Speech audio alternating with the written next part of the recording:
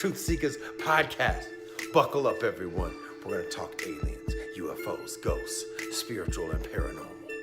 From all of the three moons, beyond your wildest dreams. Dead Tony. Nice.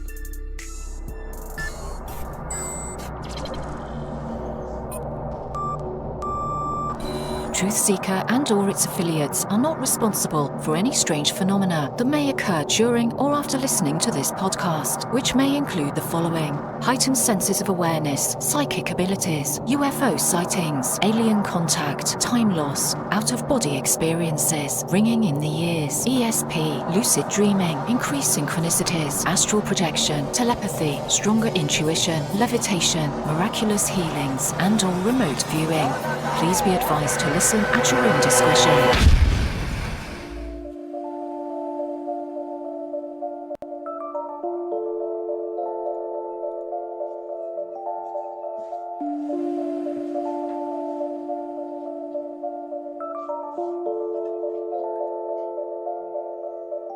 Won't you come and take me away? I just wanna be with you. Won't you come and take me away? To a place to walk on troubled seas, faith to stand when I don't believe. I just wanna be with you. Won't you come and take me away? I just wanna be with you. Won't you come? You are now locked into the TruthSeekah podcast. Gargoyles, psychics, everything's ungodly. Dark's at it. Streaming live at TruthSeekah.com. She's not a Christian.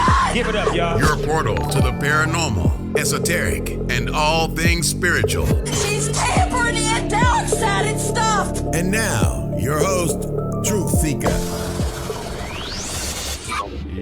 What's up, ladies and gentlemen? This is the TruthSeekah podcast, and I'm your host for the evening, TruthSeekah. Thank you guys for hanging out with us. Everybody flooding the comment section on Facebook, YouTube. I see you.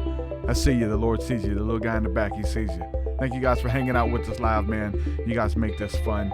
I've been doing some podcasts in the background, not live, and then just uploading snippets and things like that. And it's fun. I'm going to keep doing that, but I enjoy the live streams, man. I had to do it again. So we got an impromptu session tonight, Wednesday night on the 15th. I got a good friend of mine who's joining me tonight. We're going to get it in, talk about spiritual awakening.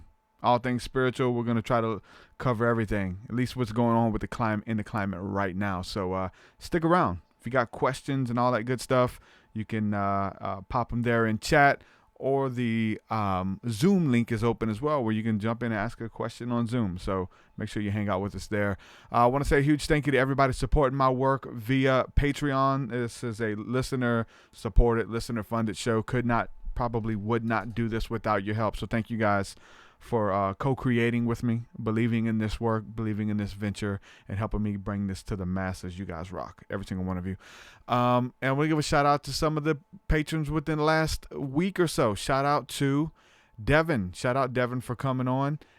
Abe, honest Abe, thank you for coming on, Abe. Abe found his way into the Discord community as well. Shout out to you. And my friend Renita's back. Hello, Ren. Riri, how you doing, girl? Thank you guys for partnering with me, believing in the work, and joining. If you want to support, go to patreon.com/TruthSeekah. There you get access to my entire discography of music, 200 plus songs. You get access to unreleased music that's there as well. Thursday night School of the Mystics, which is the community aspect to what we're building in here.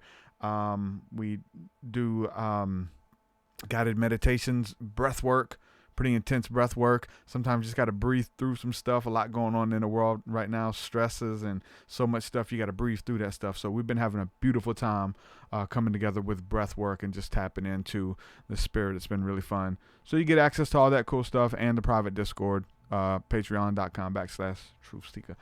Also, my book is here, Spirit Realm. If you don't have a copy yet, you're slacking. Get your copy. Spirit Realm, Angels, Demons, Spirits, and the Sovereignty of God, forward by Jordan Maxwell. Make sure you check it out. You can get one at TruthSeekah.com. Waiting for that to go up on Audible. The audio book is done. It's been, in 3 days will be a month since I submitted it, and it takes like a month to go over the audio and make sure that the audio is up to par. So fingers crossed, and hopefully that works out. But without further ado, I'm bringing on tonight's guest, my friend. I've interviewed him in the past. I guess it was at least a year ago, maybe two. He said 2, maybe 3 years ago. Don't know if it's that long.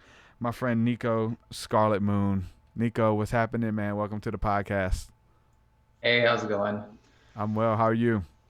I'm doing okay. I'm just still kind of, integrating into the new place. We just moved, we moved a month ago, so if you hear a little bit of an echo, I apologize for that. Hardwood floors throughout, and I don't really have a lot of cushy furniture, so we're going to be assessing that situation here pretty soon. At least get a dang rug. How are you doing? I'm doing good, man, and staying busy as always. And just got to we had several people from our tribe come down, and they just kind of planned a hangout down here, and a lot of people travel, so we went to the beach and got beat up by the sun, man. The sun was beaming down here on the Gulf Coast. So, but we had a blast, man, for sure. Awesome. For those who don't know who you are, man, just really quick, just kind of give an overview, who you are, what you bring to the table real quick. Well, an overview. I don't really do good at overviews. I'm actually constantly not liking what I put up when I talk about who I am, what I'm all about. The best way I could describe it, and this is actually something that I've been kind of going through. I mean, I've been, on YouTube for 7 years, working, as a tarot reader, a psychic, energy healer, but also, a spiritual teacher. But my mission, if I could clarify it, is not necessarily coming in as somebody who would be seen as, a minister or even a healer.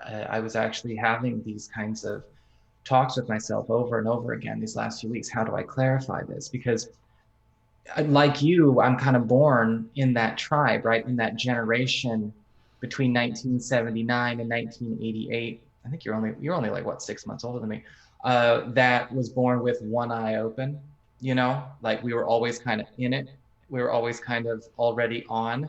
And so for me, I'm kind of part of that group where it's like, look, my job is to make it real for people, revelation in terms of revealing what's going on, dismantle and dissolve the veil, get people in touch with their own multidimensional I am presence, their own multidimensional experience, get people involved and activated, and help in this awakening process and help in this global shift by helping people almost more like a martial arts teacher, not a guru. I always tell people I'm not the lifestyle guru in the penthouse. I'm like Pai Mei and Kill Bill, up on the mountain.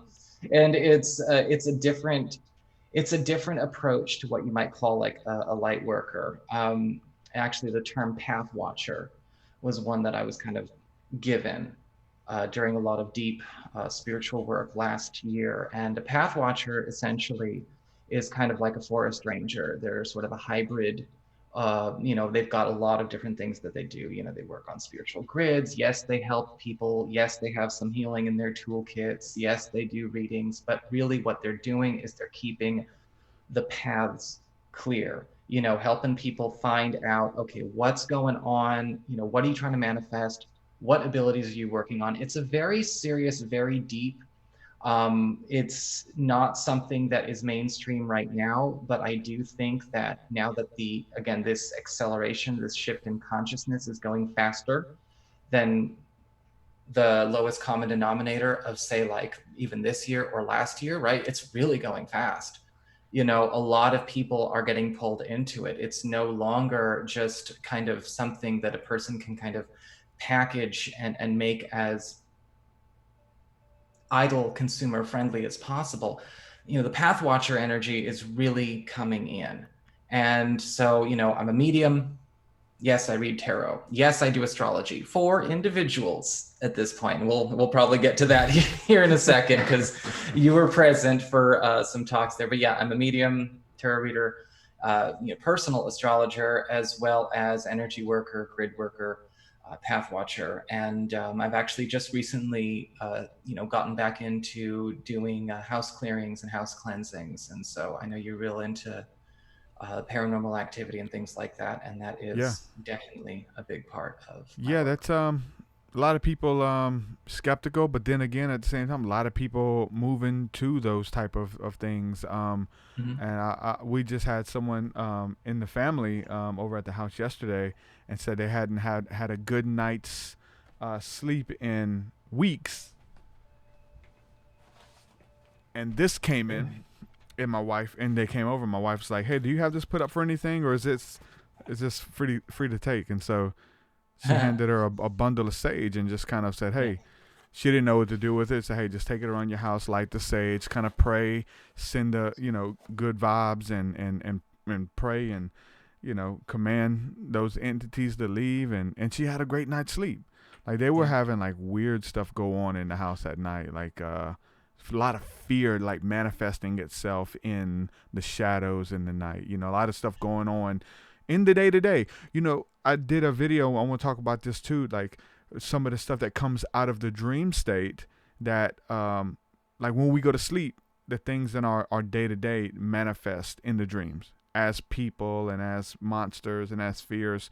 But even some of the things in the psyche that we're dealing with when you're trying to go to bed and there's a shadow in the room, there's some of these things we're manifesting because we have that trauma and those fears throughout the day. But needless to say, she first time burning sage and activating in prayer and those things as well, and it worked. Had a great night's sleep last night, so praise God. Oh yeah, no, absolutely. Absolutely. And that's kind of the interesting thing. It's kind of weird to watch, and again, because you and I have been active forever, we're not really, a part of this group that kind of got shook awake.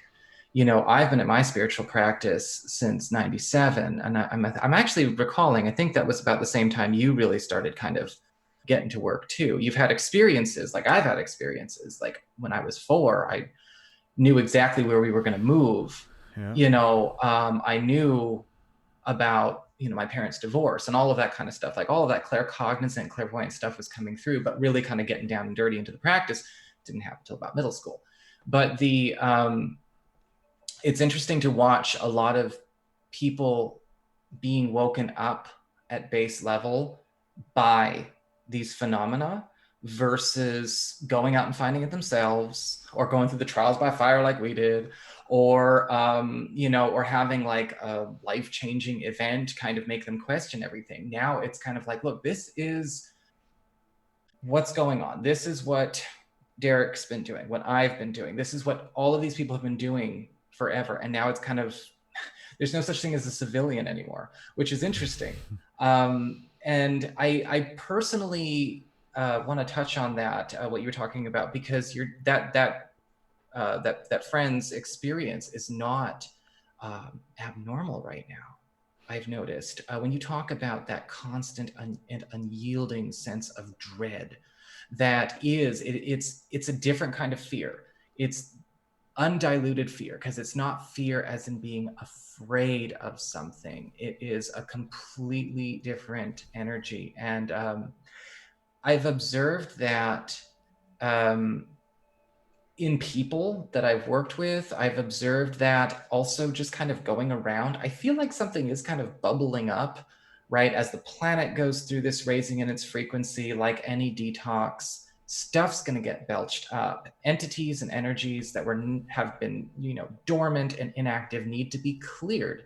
They need to come out and out. And so yeah, it's going to be a very, very crazy second half of 2020, I think. And I've said it numerous times. So if any of my followers are watching, sorry for sounding so repetitive, but 2020 is the 2012 everyone thought 2012 was going to be. And I think that we all are on the same page with that now.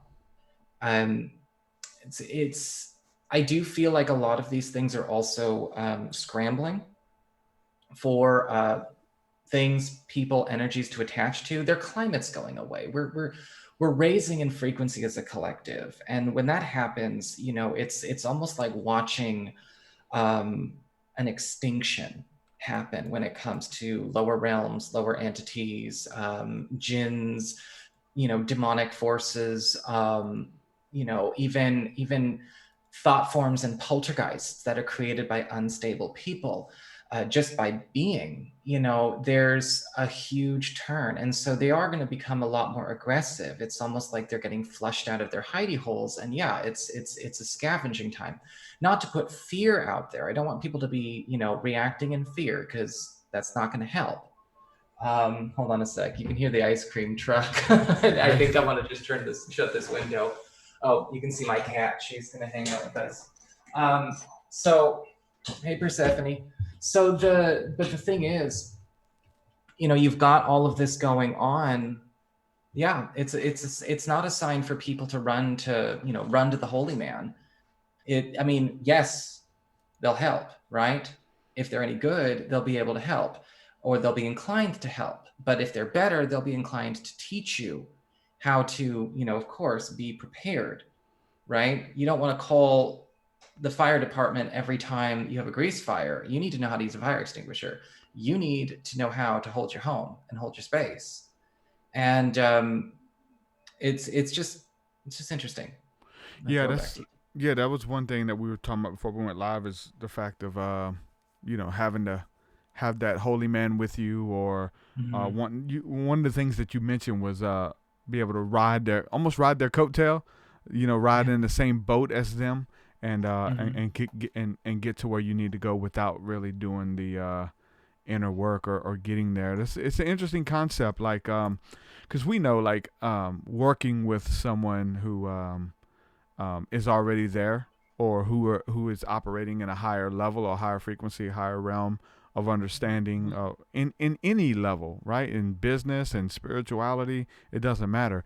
Like, it's good to seek out a teacher, to find somebody who's already doing it, just so you don't, because you shouldn't have to reinvent the wheel. Figure it out. So learning from those people, but not.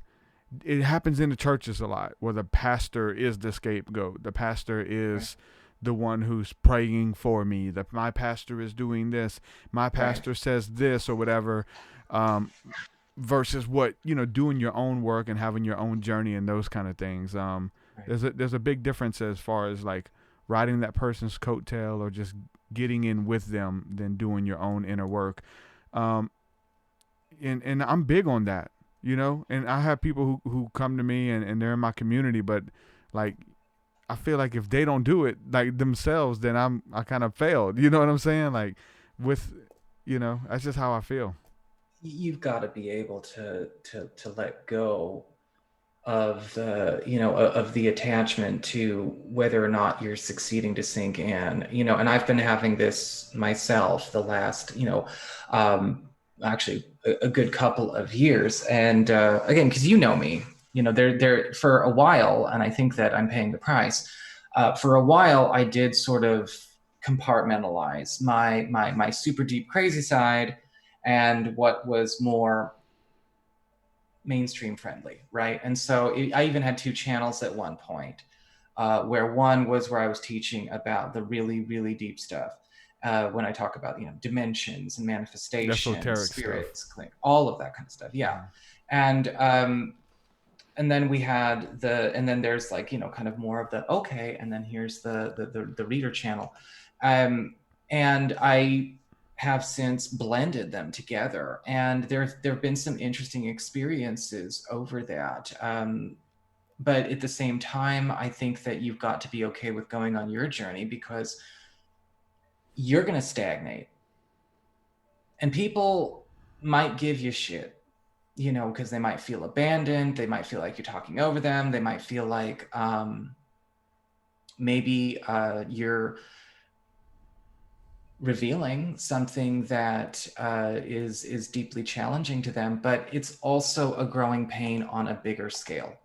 A lot of these teachings, a lot of these spiritual works have been diluted and sort of repackaged, right? To kind of be mainstream. And we've seen a lot of that in the New Age community, the personal development community, the recovery community, the conspiracy community, the just all of this sort of how do we make this church 2.0, and it doesn't work. You can't defer and give all of this deference away. The holy man's got me. I'm just going to go back and do my thing. I went to church this week. I'm good to do F all, on Tuesday, Wednesday, and Thursday. Yeah. I don't need to work on myself. I don't need to raise my vibration because the reader told me, my future. And I always preface, like, look, when I'm doing readings for people, it's like, look, this is giving you directions on how to have this timeline show up the way it is. But there are lessons you have to listen to as well. Like, you can't manifest something or have something in your life that you're not a match for. Yeah. If you're not a match for it, you won't keep it. At best, you'll have it for a week, a month, a day, and it's gone. A reader, a prophet, a priest, whatever, they can get you to the job interview. They can get you on the date. They can get you the chance. But how you conduct yourself, the energy you hold, the emotions, and the way you express your intentions and communicates your thoughts, actions, and deeds is going to impact whether or not that interview, that date, or meeting goes a certain way. And so we have to own our divine gift, our divine free will. But I think a lot of people have honestly no love for their own free will. I don't think they trust themselves to make good decisions. And so I think that's why you see even now people scrambling for tribe. They're scrambling to find a shepherd they can be a sheep for. I don't care what political side of the spectrum you're on. I don't care what religion you are. I don't care what you identify as or what community has brought you to that sense. If you are forsaking your free will, no matter what religion you are basically taking a piss on your own divine birthright that was gifted to you. And that might not necessarily be in the highest interest of all concerned. Yeah, you have to take responsibility, and that's the beautiful thing with, I think, a lot of the spirituality is like, I'm a co-creator with spirit, with God. Like I'm a little God made in His image, whatever narrative you believe, but I work with Him, like I work with God, and you can too. Versus just being a victim or whatever way the wind blows. Again, like with the astrology stuff, like this is what the energies are doing, and it's best for you to plant today. It's best for you to go looking for that job today, to look for that relationship, whatever it is. But it's like the stars aren't going to do it for you. Like the energy and the weather, its timing is right. Fire that shot. And so you see a lot of people, like they just want other people to do the work for them, and that's not what it's about. I was doing a show with a friend of mine a while back, and she was doing psychic readings over Blog Talk and just taking calls, and a lot of people would call in, and she would give a reading or whatever, then she would throw it to me, and most of the time I would just pray over people and speak a blessing over them and stuff, but they would ask me questions and what do I feel, and it's like hold on, what do you want? Like, what do you want? And I would literally, a lot of them were so baffled because they call they call psychic shows every week. Like they call psychics every night, and they want to get a reading, or they call or in the Christian realm, they listen to the preachers every night. They tell them what's going to happen and it's like, they're like, hey, I'm going for this job, or I'm going for this. Like, what do you want?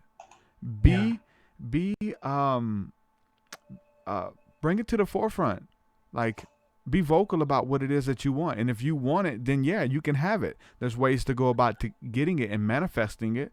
There's periods, there's things, there's trials that you have to learn. There may be some things that you have to let go of to get it. But to just call and say, yes, there is this in your future. Open the door to the right. It's like, listen, if you want it, we can like help send some energy your way, like you said, bless you, make you feel really motivated, and let you know that the universe has got your back to go out and start and conquer whatever it is that your heart's desire is.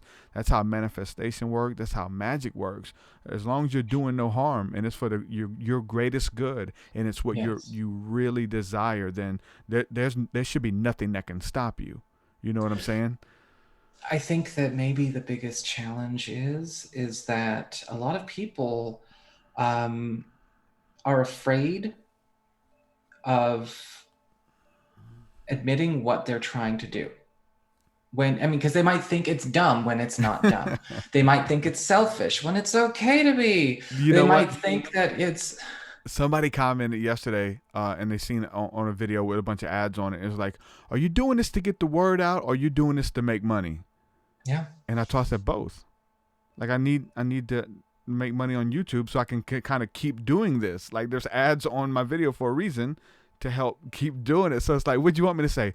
I'm doing it just to get the word out. Yeah, No, but I'm doing it if to you make were money living as in the well. woods, and trying to do this on an iPhone hotspot or uploading it in a Starbucks Yeah. parking lot at 270p for you, that's not in the highest interest of all concerned. A lot, and even if people were more forgiving, and I think that they will be, the collective is still working within a lot of very, very deeply ingrained scripts and programs of what is supposed to look good, what's not. To be perfectly honest, a lot of people will still hear things from people who speak to those scripts and speak to those conditionings. And you need to be able to speak to those people too, just to help them delete the damn script. Oh yeah. Well, And that's what so I'm here for sure. yeah, it's important, because you can't go and spout, God is love, and I want to talk to all of the races of the universe, and yet at the same time be spouting crap about how much you don't want to hear things in another spiritual language, or you don't want to learn, or you got problems with gay people, or whatever is going on. Yeah. Because there are certain levels that we go through. It's like, are aliens really, are ETs or the Syrians or the Pleiadians, are they really going to talk to people that can't even talk to people who are of different colors?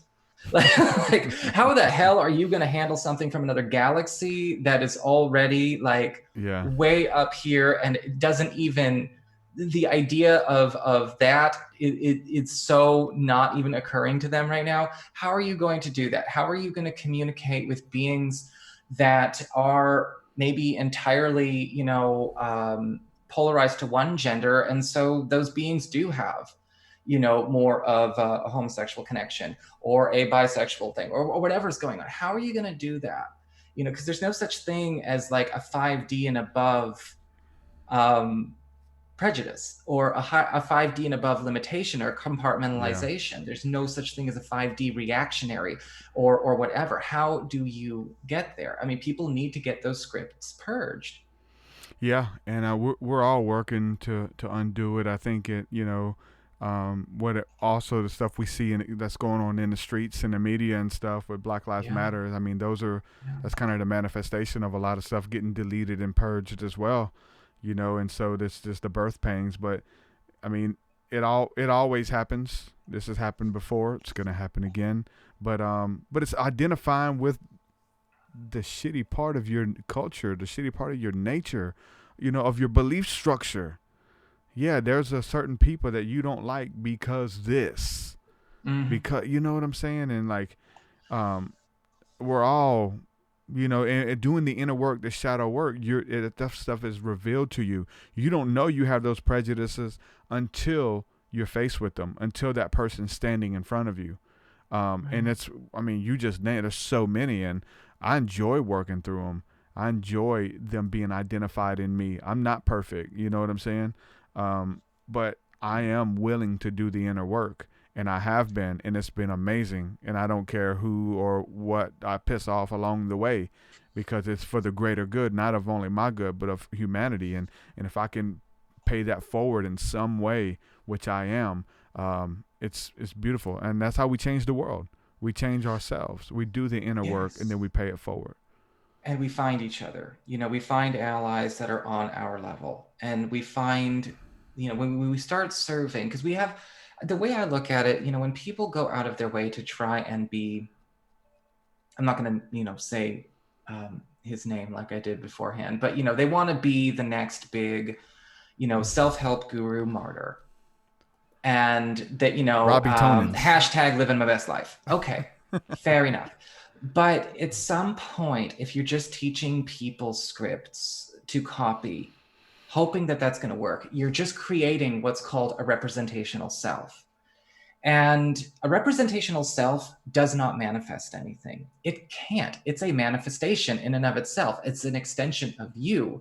You're building a sculpture. Your sculpture doesn't manifest things for you. So when you're using these scripts and you're using these habits, it's a lesson in manifestation. It's a lesson in reality creation. And it's something to pay attention to. You know, where are the representational selves doing too much of the work? What you put into your creations is what you're going to get out of your creations. So the representational self, if that's basically copy, you know, I can read this verse word for word perfectly. Okay, but if the spirit's not moving through you, it's just words. If you are, you know, clanging your bells, you feng shui your house, or you know, you're wearing your essential oils, or I've got my lapis lazuli crystal on and my gold necklace and my garnet ring. You know, if I'm not actually working with these things, at best, they're just going to kind of maybe enhance the energy around me a little bit, but it's still up to me to do something with it. Sometimes you can see reality show up. You can see what's in a creation and how a creation got started by how that manifestation and that creation is playing out. You mentioned Black Lives Matter, okay, and all these protests that are going on. Of course, the beginning of the dismantling is going to be something shocking and horrifying, and it's going to be violent. And this is coming from a place of just objective, multidimensional understanding of how manifestations work, because it started with rape and violence and pillage and kidnapping. So of course, what you put into a manifestation and what you keep into a manifestation, I don't care what it is, if it's a big collective thing, or it's the house you're trying to manifest, the job you want, the wife you're trying to attract into your life, all of the energy that you send into something and hold in there is gonna act. Yeah. It's gonna do things. And so, yeah, as the dismantling happens, that timeline's gotta go through. It is what it is, you know, complete neutrality. It's just another mechanic that's going on in the highest interest of purging old scripts to bring about a space that is going to be free and clear of all of that toxic, destructive programming. It is what it is. And people who might be afraid of that going away, some people still, yeah, whether it's because of envy or greed or desire or ambition, or maybe a lack of understanding of themselves. Maybe they don't know themselves. They only know themselves by the reflections of people they surround themselves with. They don't want to see that world go away. They're not woken up yet. They're really like, no, I wanted to prosper in the Matrix the way it was. I wanted to prosper in the artificial reality the way it was. What do you mean it's going away? It is. Yeah. What are some You're of more the powerful than that. Raise your standards for yourself, dude. You know, aim higher than trying to be the king of the Matrix. Aim higher. Yeah, you are of God. You're not just born of God. You are an extension of God. You have got an infinitely pure spark going all the way back up to the heart of God. God doesn't give a damn about all of those things. Doesn't even care about damning it. God wants you to be the God he made you to be. Shining in his image, for sure. Yeah. What are some of the things that you've had to kind of personally work through that were big obstacles for you? What was it? Was it owning who you are? Was it merging the channels and showing both sides of yourself? Like, maybe it's something that you're still working through, but like, what were some of the ones that you identify that were huge obstacles for you? That, because when I say the obstacles, let's just say fear comes when you think of it. Fear comes to you, whether it's fear of judgment, fear of the opinions of others. What were some that you had to work through? I wasn't afraid of the opinions of others, but I was in the beginning afraid that I was not going to find the people I was going to be working with. Mm-hmm. I was worried that, you know, I wasn't afraid of losing the people. I'm not afraid of losing people that are, you know, going to be unstable, abusive, and, you know, dysregulated. I'm not worried about that. I spent a lot of my life, you know, dealing with, and I'll explain this in a second. Not just narcissists. You know, I grew up in a situation where, yes, there was a narcissistic parent, and then there was also a very dysregulated, couple of parents, because that narcissist remarried several times. And it was a situation where, I know all the tricks. I already know all the tricks that people do when they're trying to make an appeal. Yeah, they freak out. They have their abandonment issue moment. They want to tear something up. They want to scream and yell, throw something across the room. They're going to attack you 1 minute, split you into black and white.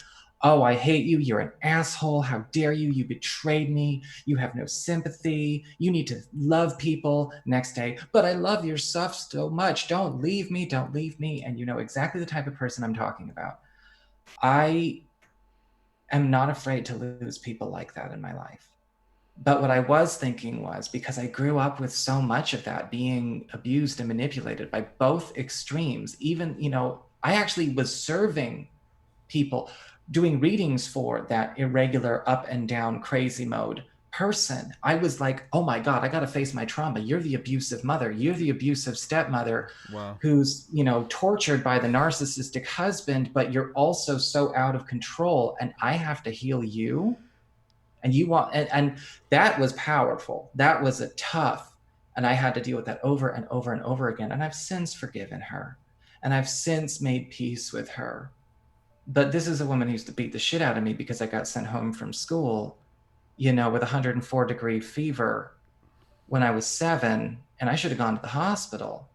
This is, but she couldn't do it. She was having a bad mental health day. She was so worried about, the family breaking apart, all of this nonsense, undiagnosed until I was already 24 and out of the house. I already knew what was going on. I've had to deal with that.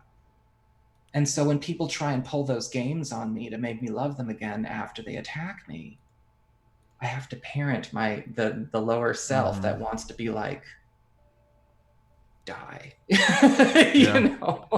So that's pretty tough. So I think that's a challenge. I was always worried I'd never find my people. When I say my people, I don't mean my tribe who thinks, walks, talks, and acts like me, and we all quote the same stuff.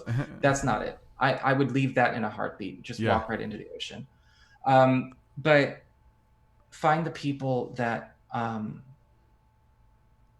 find the people that are, in that same oversoul group, that are in my oversoul group or my partner oversoul group, in that space where it's like we are all on the same mission and we are all going at this, serving and helping in that capacity. Because I grew up with not, with only belief that it could be better somewhere else. It wasn't until I was all, well into, my 30s that I started to actually really start to feel confident that, okay, the world is not just a bunch of composites of either, covert narcissists or, malignant borderline attachment styles. And as soon as I got done with that, as soon as I broke free of that, it was fine.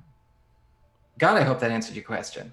Yeah, I think so. Because it's a really interesting story, especially I'm scared to share that story because that's a huge part of a lot of some of these communities, not just the spiritual community, but it's like, what's going to happen now? But it had to be said. So go on. Sorry, I didn't mean to cut you off. No, that's a huge one. The mother thing, and getting beat and abused, and then you have to come to love. And there's levels to that I've been through and still going through, I guess, to this day as that relationship evolves over the years, good and bad, back and forth, crazy, all over the place. But it's huge. And you're talking about like, I'm very similar, getting sent home, and my beatings were so bad that like, when I would get suspended or get a bad report card, I would hide it from my mom. I wouldn't even tell her that I was suspended from school because I knew that I was going to get beat down, and it was so bad, and I was so afraid of it that I like just kept it to myself. And so bad that I went to school on Monday morning. Like if I got suspended on Friday evening and you're off for 3 days, so you don't come back till Wednesday or Thursday next week, I would get up, get dressed, and get on the bus and everything. And I'd be riding the bus, and I know I'm suspended. And I'm going to school anyway, just because I didn't want to tell I just had to prolong it as long as I could. And then it made it worse, though, having to do that, because then she would be at work, and they would call, hey, you need to come get your son. He's suspended. So now she has to leave work or get out of the bed or wherever she was doing and come pick me back up from school and take me home and beat me, you know. So it was weird because it made it worse. Then I thought I was biding my time, but I made it worse for myself too. Kind of crazy. I mean, that shouldn't be any type of, you shouldn't have to fear your parents like that, man. That's crazy. Well, here's the thing. And that's where it's kind of difficult for me as well. It's like a lot of, you know, it wasn't fear. I genuinely hated this woman, and I genuinely grew to hate every person I ever met that exhibited those kinds of, you know, unstable, reactive programs. I genuinely did. And for me, you know, it was interesting because, you know, I was kind of like this nerd. You know, I didn't really like, I played magic cards, you know, I got straight A's, I never Me got in too. trouble. I got punished for being proud. I got punished for actually, you know, getting into situations where it was like, look, Nico, you're in the advanced placement, you know, English class in 7th grade or whatever. It's the process of forgiving her meant, okay, I got to understand, why is she broken? What are you?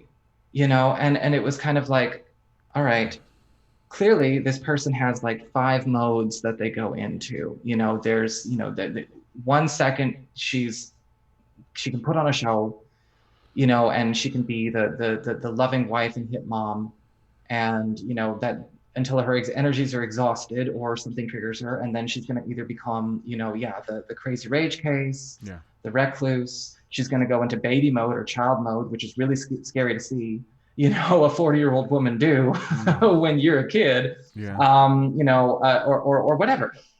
But you have to understand, okay, there's definitely some mental health stuff going on here. But also this person is operating with scripts. They're just defaulting to stuff like, okay, I don't know what to do. I've not cultivated the ability to discern, to be inspired, to be creative, to come up with something new, to be vulnerable, to be intimate, to love my, you know, my whatever. I'm so focused on keeping my husband in my life, even though, you know, he's a covert narcissist who we haven't, you know, I did a whole video on this. I don't want to spend too much more talk on this, but you know, it's like I had to go like, oh my gosh, this person is just like, you know, she's got like 5 modes. And when I was a little kid, I wasn't afraid of her. I just turned it into a video game, you know, like, okay, here's the boss battle. And, you know, every time, you know, you go through a certain phase and it's like, oh, here's this phase. Okay, I know what to do in this phase. I know what to do in this phase. I know what to do in this phase. Okay, oh, she's gone into crazy child mode. Okay, I'll do this. Oh, she's got boom, boom, boom, boom, boom, boom, boom. You know, it's like I'll adjust my equipment. That wasn't the best way to handle it, but that's all I knew how to do. Literally, I had to forgive her, forget everything I knew about how to defend myself, and let go of any desire to make this person say that they get it, because sometimes they'll never get it. So that was hard for me bringing it back around. That's hard for me, you know, especially in the beginnings when a lot of this came up, because you know what, I actually had a lot of archetypal people who actually were that level of unstable come to me for readings, and they had no idea that they were dealing with the son of somebody who grew up with that energy bombarding them all the time. They had no idea that I was who they were dealing with. And that was a hard thing to do, you know, to be able to not go to war with somebody with bottles and chains, if that makes sense, over that kind of behavior. And it's not even about beliefs. It's not about who they are. It's not about gender, age, anything. It's about conduct. And it's so different online because, you know, even the last couple of years, people celebrate madness. They treat madness as kind of like a language. When I say madness, I'm not talking about mental health issues. You know, everyone's got something going on. 1 in 4 people got something going on. It's not about mental health. It's about celebrating the vitriol, celebrating the instability, celebrating the dysregulation, celebrating the spiral. And it's fascinating. I had to get fascinated with it, or else I was never going to forgive it. Does that make sense? Yeah.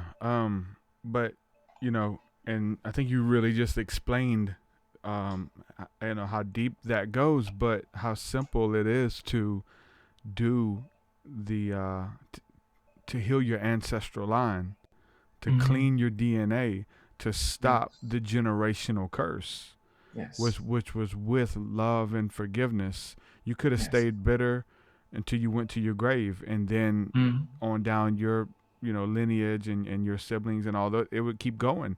But it was a generational curse Yeah. until it ran into you, and then it stops with you because you were able to identify that monster, Yeah. minister love and forgiveness to it, and it stopped with you.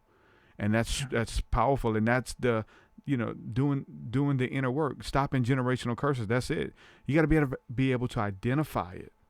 did Yeah. you did you pick up on any of those traits, whether it was from your mom or your dad? Did you see any of that taking place in you, that kind of, you knew that you had to identify? I mean, maybe even still to this day, that I that you're just on it's guard for because you knew that it was something that they did or do. not so much them, but some traits of my father's sister.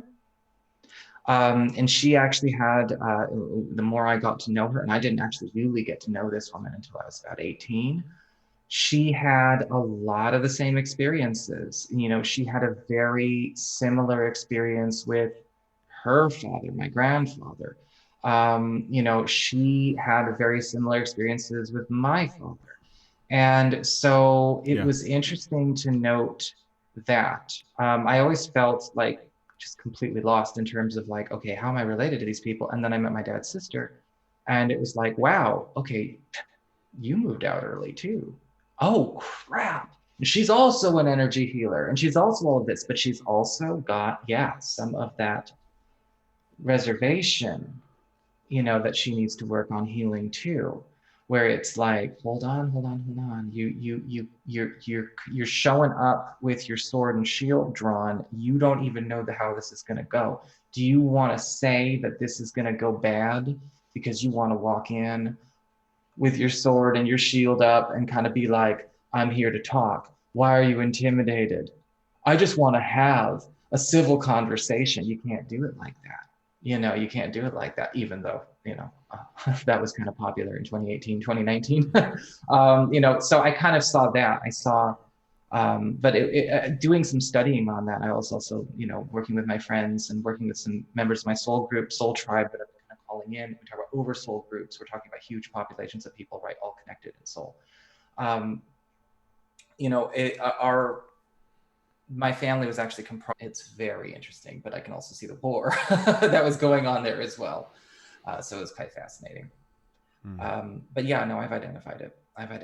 And I do have to work on, parenting my lower levels, so I don't, because I can be cold. I don't pop off and get all crazy. I can be cold. You'll see it every once in a while. Yeah. I'll destroy a thought and process. Yeah. I think those sides come out when they need to. As long as you learn to tame them and let them come out when they need to. There's a time where you need to be abrasive. There's a time where you need to be discreet. There's a time where you need to show grace. There's a time where you need to go to war. Like, Yeah. for every season under the sun, there's a time for it. So to being able to switch and identify that when what one needs to come out, to get the Right. job done. Your personalities and compartmentalizing those kind of things, but understanding that it's all a part of you. It's a big one too, Yeah. because a lot of us identify with that, and it's worked out for me because the scripture says become all things to all men so that you can win some. And so I was like, for the Jew, I became a Jew. For the Greek, I became a Greek. For the drunkard, I became a drunkard. Just being able to sit with them where they are, being able to identify, and really like being able to identify with empathy because you've been there, Yes. kind of thing. And there's actually a virtue to that sort of omnilingualism, isn't there? Where you're actually able to understand the language another person is using, but also speak their language and possibly help them to also understand the language of the universe, the language of God. If they're so attached to a script, sometimes they don't get the message. And so, yeah, not only do you have to be able to convey the message if you can, but it also is a two-way street. Sometimes the script isn't going to create what they're looking for. And I think that, yeah, if you're able to come to somebody where they are, so you can maybe lead them out of a looping behavior, or lead them out of a trap or out of the mire, more power to you. Yes, be all things to all men, as in be omnilingual. Be in a space where it's like, it's not about pride, it's not about the Tower of Babel or anything, but you do need to be able to walk in every consciousness of where they are. They're just not our people, and I'm not saying that in a hierarchical way. It might just also be what they need right now. If somebody needs a healer, I'm not a healer. Somebody needs house cleaning, somebody needs some training, somebody wants to go through a revelatory process or some assistance, working on a manifestation, a spiritual skill they're developing, opening up their channels, communicating with the higher self, reconnecting back with, the whole multidimensional. That's great. I will totally things. Does that make me deficient? No. Does that make me better than people who do? Also, no. It's just, helping people understand where they are in the process. And you have to know where they are. That's probably one of the biggest modes of healing, though, getting them to know them, who they are, and stand in who they are, and take those risks and take those steps, especially when they've never been able to do those things, and you empower them to do it. A part of them is everything is linked back to healing, like moving forward. Yes. Yeah, keep going. I'm just getting the window. Sorry.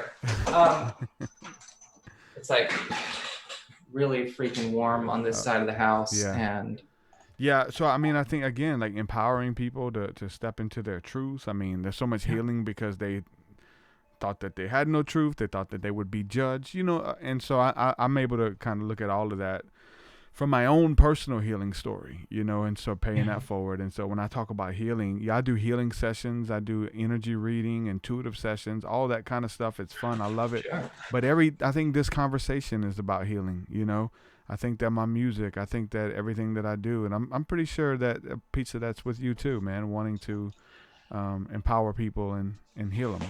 There's different levels and different modes, though. I'll say that. It's also a different thing. Maybe that's a good way to put it. Maybe I think your way is definitely a better way of articulating it. It's what are we healing, and by what means? For me, it's unlocking. It's unlocking and coordinating. Because you got to unlock things. You got to So for me, it's unlocking. For you, it might be clearing, it may be restorative and rejuvenating, also very important. And depending on what you're going to healing for, right, it makes sense. If you need help because you need to be able to walk and you might need a physical therapist to help you walk, or maybe a chiropractor to pop something back into place so this nerve will function better, that's more my style. Whereas for you, it'd be like, look, we're going to heal up this wound, right? We're going to stitch this up real good. Maybe we're going to do some surgery, pull this, this shit out that's been stuck in your arm for too long. All of it, you're right. All of it is healing. I think that. But there's different levels and different modes for sure. Yeah. I just see it all as like for your good. You know what I'm saying? And it takes all of it. And it's funny too, like when you're talking about the video game thing and the RPGs, when you go to the healer, you could buy sometimes you could buy weapons from the healers. You know what I'm saying? They had these beautiful like weapons, but only the healer can use. So there's just so much to it, like that. Caters to that healing. Again, restoring somebody's voice.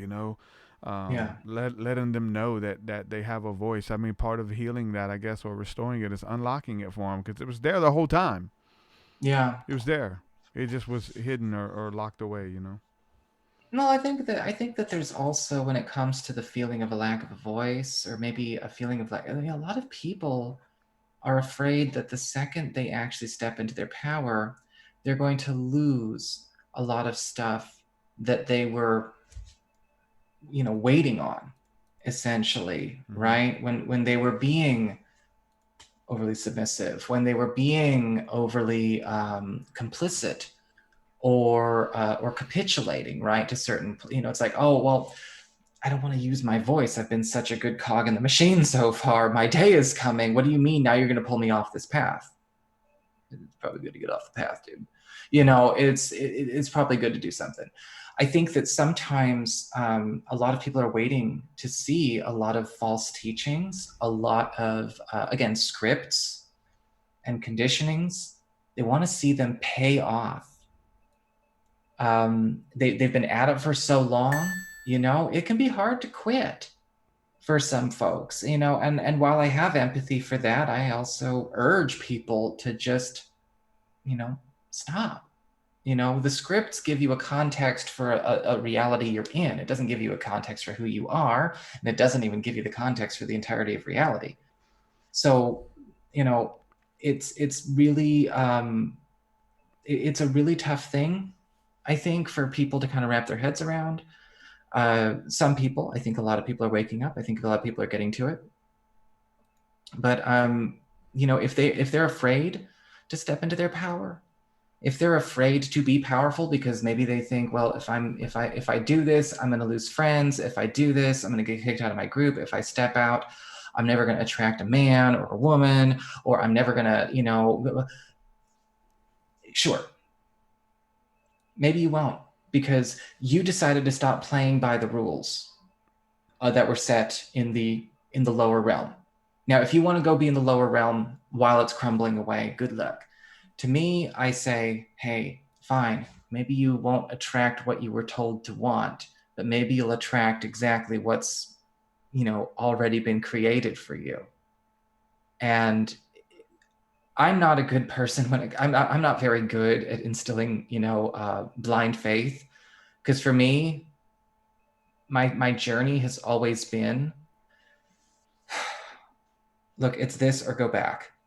And so it's hard for me. It's not, I don't do it with faith. I do it with intention and fervor, if that makes sense. And so I try to instill that in people. I do have faith, by the way. Yeah. I do have faith. I've, you know, of course, I've got my angelic brethren, my angelic guides. I work with Archangel Michael. You also have faith in an outcome that you can't like see right now. Yes. But you have faith that these steps are going to lead you there, kind of thing. You know. Yeah. You're going to be met on the other side with what you planted. Like when you put I've that already seed in pledged my service work in my life to you know, to God, infinite creator source intelligence. Like I've already pledged to that. You know, the worst thing I could probably do is just stop that. You know, I mean, I've already pledged my service to that. And so if there's faith, do I have faith? It's more like certainty now. Yeah, and I don't mean because that it's with a any science certainty. now. Yeah. It's more of a science, right? Like if Yeah. I put this seed in the ground and if I water this seed, I don't have to Yeah. pray that I'm going to get a harvest. I know that if I tend to this seed and watch it grow and weed it, take the weeds out from around it, it's going to grow and it's going to give me a harvest. So the faith thing kind of moves out the way a little bit to a science. I think that's because faith is what you need when you're not familiar, because it helps you get familiar. It helps you get closer. It helps you get tighter. You know, for me, I always tell people, and I mean, you get it, co-creating with, you know, with God. I'm like, you know, to me, it's like I'm working with all of these higher levels, like a little kid in the workshop, helping to, you know, to build that reality, build that birdhouse. I'm working these tools too. And if there's something going on, you know, where I'm kind of like, I got this other thing happening here, or yeah, I've done all of this work. I've gathered the energy, I've got my crystals, I got my whatever. And it's like, and I still, you know, I'm kind of in a space where it's like, all right, and then I surrender this to be corrected and perfected by my higher self, my multidimensional self, to, you know, to source, God, Archangel Michael, Archangel Jophiel, whatever's going on there. You know, I will, of course, then I'll be like, hey, higher aspects, you know, let's all work together on this. Like I've done the, you know, the grounded work. I've done all of this. You know, but I'm going to ask you, you know, could you proof this? So it's not like, you know, going to get all jacked up. You know, that's a big part of it. For sure. Got time for a couple questions here? I from sure the chat. do. Questions from the chat here. If anybody has any questions, let me know. We'll try to get those answered. But we got a couple here. Christy wants to know, does your guest believe in reincarnation? I do. It's funny that you're talking about that now. I'm just like getting the process of uploading a few videos on my channel talking about reincarnation, transmigration, and the soul from a multidimensional perspective in relation to death and transition.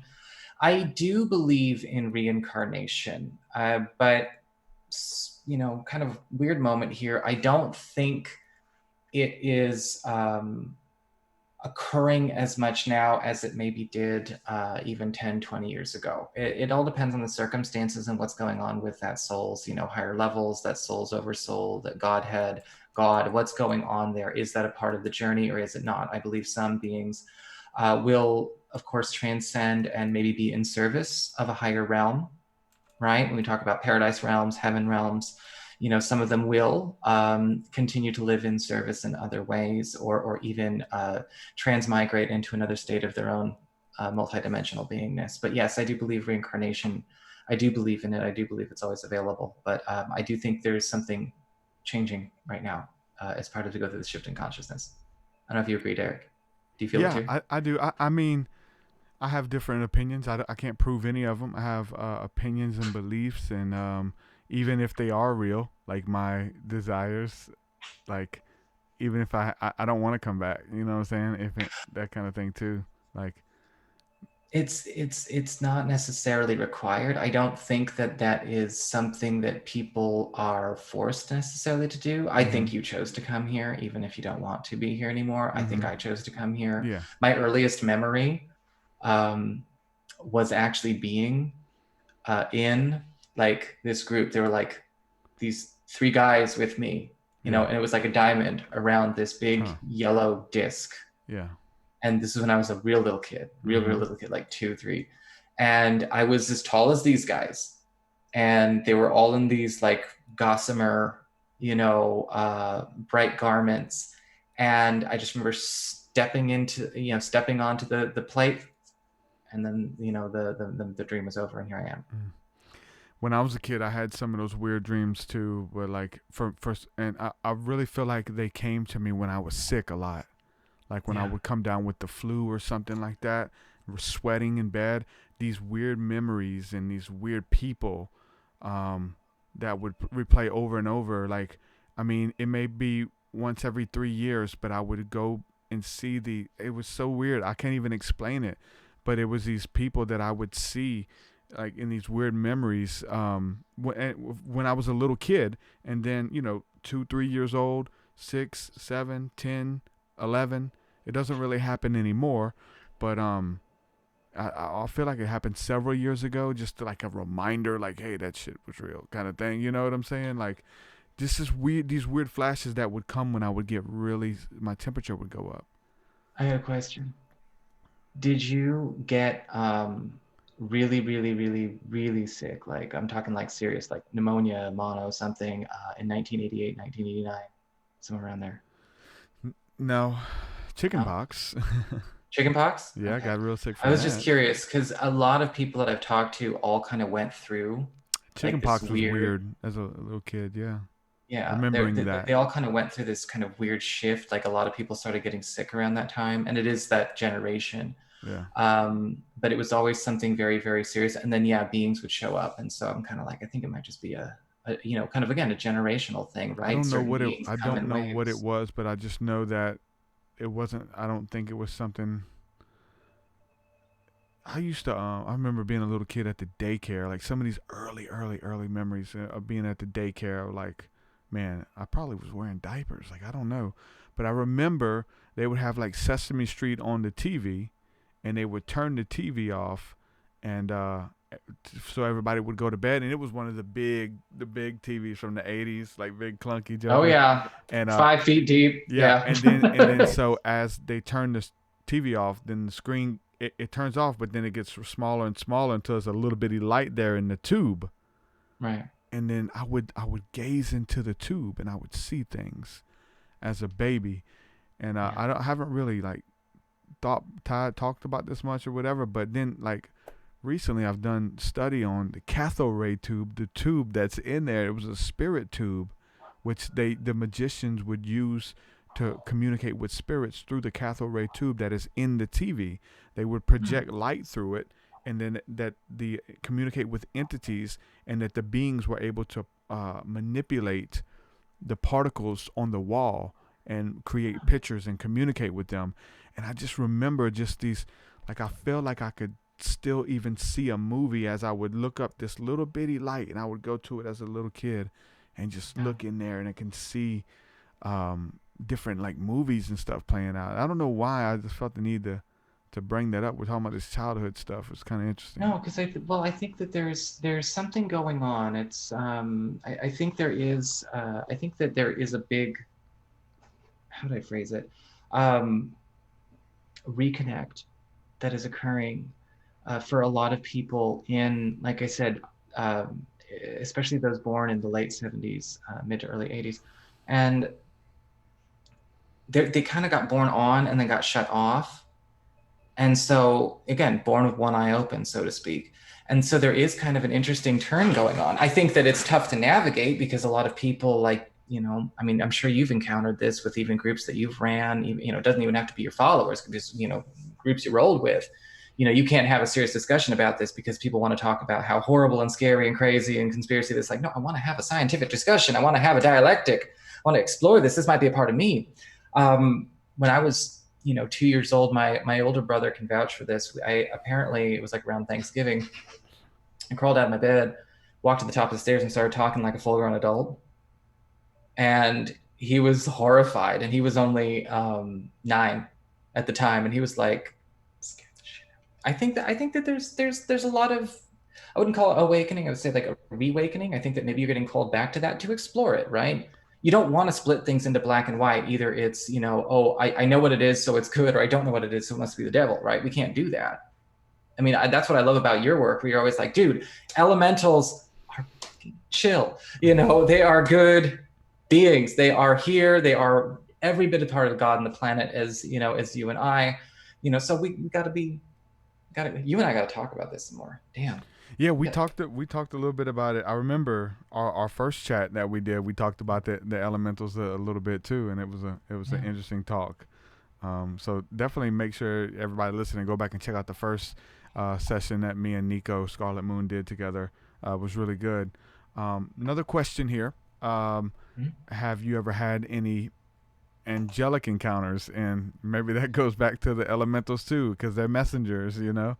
Yeah. Have you ever had any of those encounters? And let me, where it crosses over to this reality, not in your dream and they come to you, or I can see them with my eyes closed. That's cool too, love it.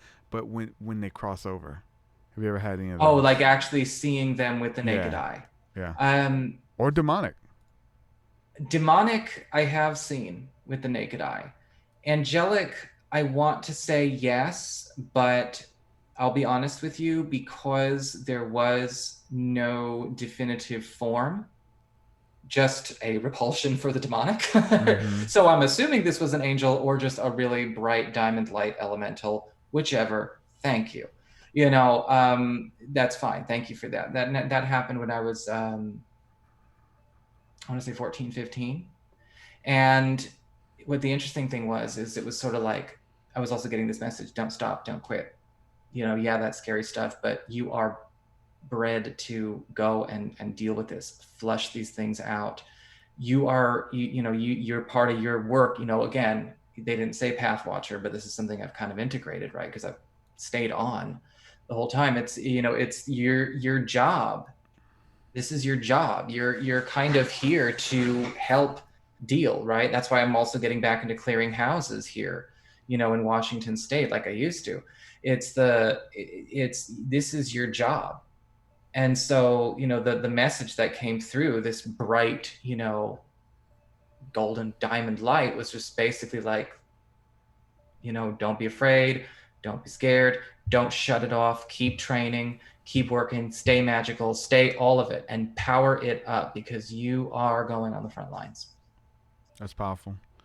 Now, what about with your eyes closed? I know I negated that at first, but what about that? Because a lot of people can see better with their eyes closed. I've, when it comes to angelic beings, I have had, I would almost call them like, forgive me, it almost felt like kind of like a no-name kind of thing. I don't want to say no name, because I'm pretty dang sure, like if I asked their names, I would be able to see it. But in a lot of cases, when I do my work and I'm meditating or I'm working around the grid, or as you can see behind me, or I'm, meditating out and like at the beach or something, I will have like this crowd effect around me. And yeah, I've had Archangel Michael step forward. I've had angels that don't tell me their names show up. I've had, again, Archangel Jophiel show up. Sorry, not certain about Jophiel, but we're working on that. Part of my group was like, who is that? It's an angel. Who is that? I've had angelic beings that are apparently a part of my crew, my squad, show up. One name was named Logan, and they are actually they actually were a human being who passed away, and apparently we have a past life in like World War One. So that's that's usually when they show up, when I'm deep in the work. They don't kind of, they don't just follow you around and chill with you, right? They're not gonna like go with you to Safeway. unless something's about to go down to the Safeway. They kind of, they want to, they're there, but there's lots of stuff going on.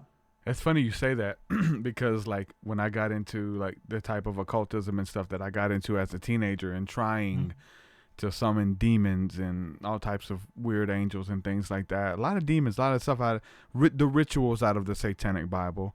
And then when those didn't work, there were rituals out of the Necronomicon, and then rituals out of the Lesser Key of Solomon or something. So many that I try to do as a teenager, and I look at it like you talking about they're not going to hang out with you. I wanted them to hang out with me. Like I was lonely, and I was trying to summon angels just because I was lonely.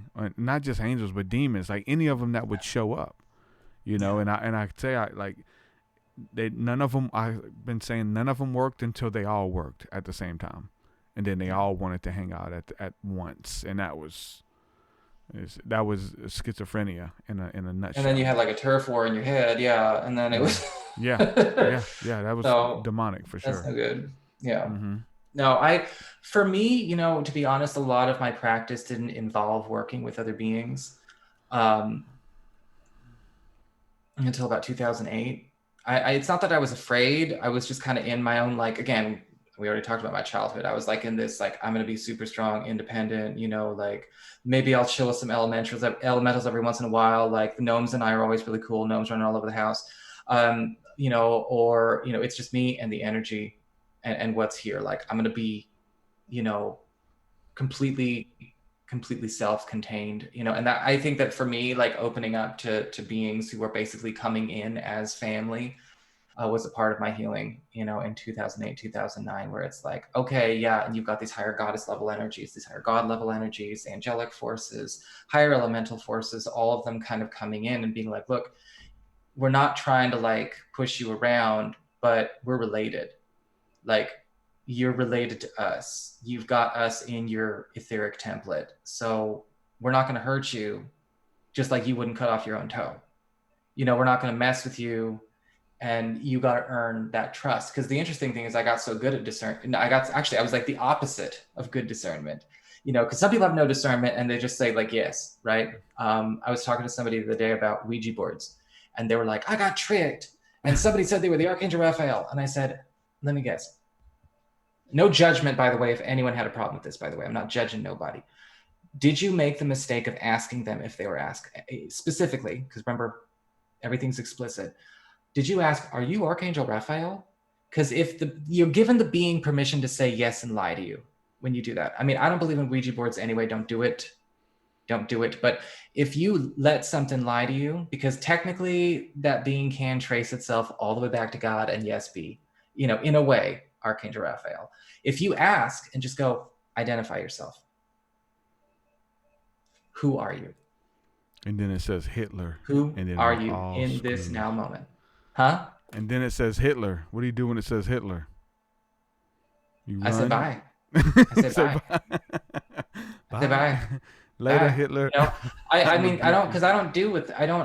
don't mess around. Like if they don't say anything, or and for me, it's not a Ouija board. I'm talking, right? I'm talking with my, with my spiritual, my crew and everything like that. I'm like, identify yourself. Who is this? And I've had people, I've had beings show up, sometimes trying to crowd other beings. Like I said, my roommate's grandma, she was in one side, and then I had this other entity over here that was like some weird imaginary friend turned like creepy hobgoblin mutant thing of another guy that lived next door. And I was like, all right, who am I talking to? And I was like, okay, I want to talk to her. But I'm like, okay, she's going to have to get out. So I asked the good one to leave first. I asked the one I was trying to talk to leave first. So I would get the other one to identify itself. I'm like, you tell me your name. You tell me what you are. You tell me. And I didn't get anything. And I was like, sorry, you fucked then. Out. Out. I don't care. Because you know what? If it's really that important, you know, or if it's really that good, if they're really healthy, or if they're really a positive influence, you know, they'll work with you. And if they're going to not tell you anything, I'm sorry, higher level beings don't play games. They don't be like, I'm just being cute and mysterious. No. So somebody mentioned poltergeist You know. in the chat too.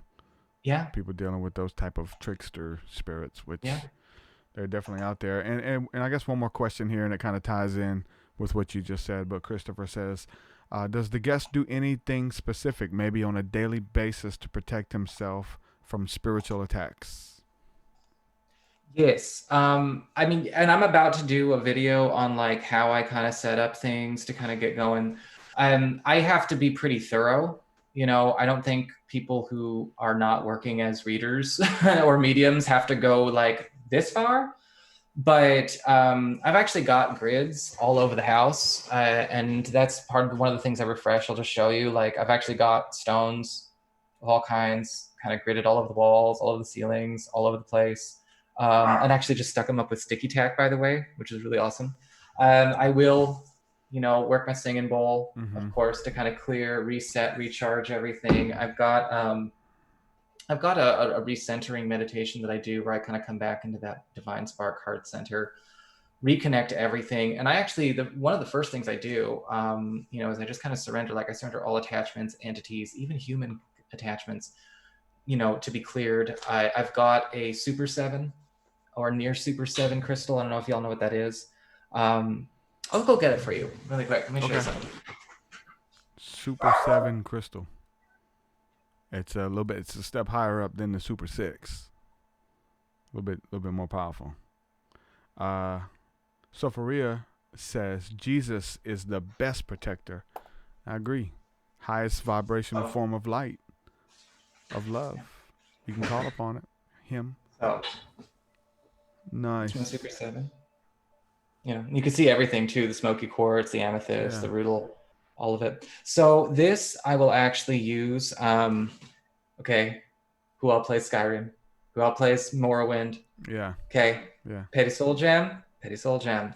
This I actually do use to draw in petty entities, poltergeists, lower thought forms, attachments, thought forms, and things like that. And I just clear it every day. I've got really big selenite disc plate that I leave in the sun constantly. I will actually draw this out. I've actually gone through almost like a freaking dustbuster, you know, into like closets and stuff and just be like, you got something here, you got something here. And people be like, holy crap, how did you just like, you know, do this? You know, so hoover it up. Of course, I got sage. Everybody's got sage. I got some white candles burning over here, but I'm not going to move them. It's for me, it's not just about clearing, because I don't want to clear. I don't want to be the, you know, I don't want to just like, okay, well, I got to shower like 4 times a day. You know, I want to hold and enhance the space. And so I do have tools. I will put up some stuff to share with you guys. That's what some people were saying about like sage. Like, what if sage would doing the clearing? What if it literally clears all energy, even the positive energy out too, you know? It all depends on what you're working with that intention. I had a gal in a chat, in a Patreon live chat I was doing with, and she was really worried. She was like, okay, I don't want to burn sage because I'm worried I'm going to like banish grandma out of the house. No, that's not how it's going to work. These all work on a different frequency, and they all work on certain frequencies. So sage clears denser lattice works, denser energy frequencies, and things like that. If your grandma is, you know, she's crossed over, she's chilled, she's like all in the light, sage is just going to move right through her. Not going to bother her at all. Okay, so you're not going to be doing that. It is possible, yes, to kind of wipe things out, you know, and I wipe things out all the time in this house. You know, when I sage all of these crystals out, yeah, all of the programming just kind of like writes off. So I actually program with sound. You don't have to sit there, you know, depending on your skill and where you are. If you trust yourself to project energy, you don't have to like hold every crystal in your hand and pray. You know, if you can master your energy and expand your energy and all of that and direct your energy, or I direct it through the bowl, you know, I can charge and reset just by closing all the doors. This is where the echoing comes in handy, and reset all the crystals just with this. Play some solfeggio tones, you know, really get things reset. You know, I might walk by and I might touch it and restart it. I'm not worried about clearing it. It's not like if you clear something, then it's all going to go to hell. It's like, oh, I cleared my prosperity grid. I'm gonna lose my job in an hour. No, that wasn't what was holding it up in the first place. It's okay. You know, you're the one holding it up. It's all you. It's just helping you. It's enhancing you. Yep. Does that make sense? Nico, Scarlet Moon, thanks for coming on. Let people know where they can check out your work at. Yeah, well, you can just type in Scarlet Moon on YouTube. You can type in Scarlet Moon Tarot if that is easier for you. And you can actually check it out. I do horoscopes and tarot readings and everything like that, but I also have a lot of other playlists dedicated to deeper topics as well. So there's something for everybody. Dogs, one sec. And also,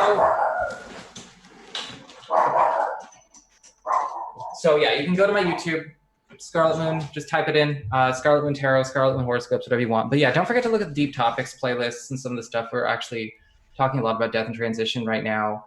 I've got a 3-part series on the Emerald Tablet of Hermes to help people understand the mechanics of manifestation as well. And you can find me on YouTube, on Facebook, just type in Scarlet Moon on Facebook. And if you want to actually get a chat with me, I've got a new service that I'm also rolling out, Pathwatcher Soul Strategy Sessions, that is dedicated to serving and working with people who are trying to figure out new abilities and things they're working at. It is an advanced service. This is for the way I would describe it. You got to be, you know, it's going to be easier to work with more intermediate people who've been practicing, you know, pretty thoroughly. It's like kind of, not to put a hierarchy on it, but it's like tutoring for like blue belts and above. So I've got that going as well. And it's a 1-hour session, but it's cheaper than a 1-hour tarot reading. It's not really a psychic reading. It's like, well, we'll talk about that another time. But yeah, integrativemysticism.com is my website. Awesome. Always a pleasure to speak with you and build with you. Love what you're doing, man. And we'll have to do it again. Absolutely. No, let's chat here pretty soon, because I want to hear more about the when you were a kid. Looking into the TV. Oh. Yeah, no, I do.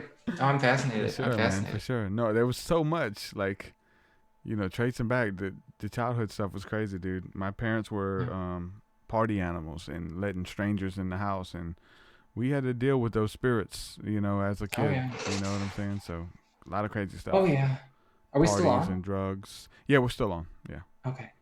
Yeah. On. No, well, I was going to ask, you know, like, is it, you know, because, I mean, addicts and entities, you know, drugs and entities, they go hand in hand.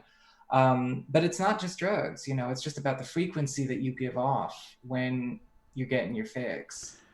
And we know that there's a lot of there's stuff that most people will never comprehend that goes down in that stuff, and people plotting, like people waking up figuring out how they're going to rob you all day, or like crazy, like just out of this world stuff. It's a lot of demonic stuff that goes along with it that you don't have to worry about at your 9 to 5 or whatever. If you don't come from that culture or that background, you'll never understand the weird people and the stuff that those people are entertaining. And how many people are in that body? How many people are in that body? Stuff that they've done and picked up, and it's just I'm so far removed from it. It's hard to you know, always remember. I try to keep remembering it just so I stay connected, you know, because like it's so hard to forget about those people. You know, my heart demons, crazy stuff, crazy. You don't have to go back down that road. And those people are all in your house, you know, and they're trying to talk to the kids. I mean, they're trying to have sex with your kids, like that kind of stuff. Parents are outside partying. dudes trying to have sex with one of the kids in the back room. Like that kind of stuff. That's what we're talking about. Like so much crazy. There's wickedness, man, most people don't have to worry about that. And so drugs, they put you in some really weird situations for sure. Yeah. I've never had to go that far. Yeah, I mean, I've never had anything get that dark. I'm very blessed in that way. Yeah, so I feel for you. That's it. Yeah, so much weird stuff. Yeah, so I think that's, trying to work. I think my work is to undo that stuff and help people navigate through it. And, because some people, that's their reality. There is no light. There is nobody cares about them or whatever. They don't know that a better life is possible. They're just selling drugs or robbing or stealing. I come from that, man, for sure. Yeah. I barely made it out. I did, but I'm here today. So doing my part. Well, I'm grateful for that. Enjoyed it, my friend. We'll do it again. And I'll speak with you soon. Let me go ahead and do it. I'm going to do an outro, but I'll talk with you soon. We'll go into some more detail. Awesome. All right. Many blessings. All right. Many blessings. Shalom. Much love to you, brother. Love to everyone else. Thank you for watching. Peace. Nico, Scarlet Moon. Good brother. Yeah. Our first talk was really good too, and it kind of goes into why we started talking. Was off of some pretty interesting subjects that were going on Facebook, and some of my friends were arguing with him and calling him queer and gay on my Facebook page, and I had to check them and stuff and reach out to Nico, and we got to connect and talked for a good hour or two on the phone, and then was like, hey, let's do a podcast, man. And I really like what he does and what he's bringing to the table. So that's what it's about, man. Relationships, people. Building relationships with people. And, I love what he's doing. And finding that common ground with people. If you dig far enough, if you look deep enough, you can find it. For sure. Shout out to everybody who is hanging out with us here. Christopher says that was awesome.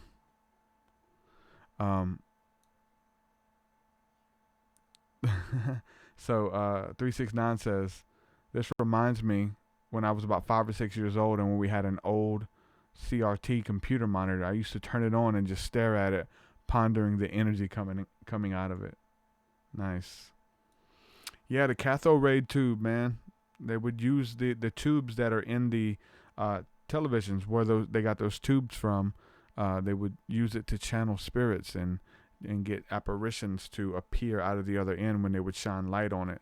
Really interesting stuff. And so that's the same tubes that are in the computers, the old computers anyway, and then the television. So deep.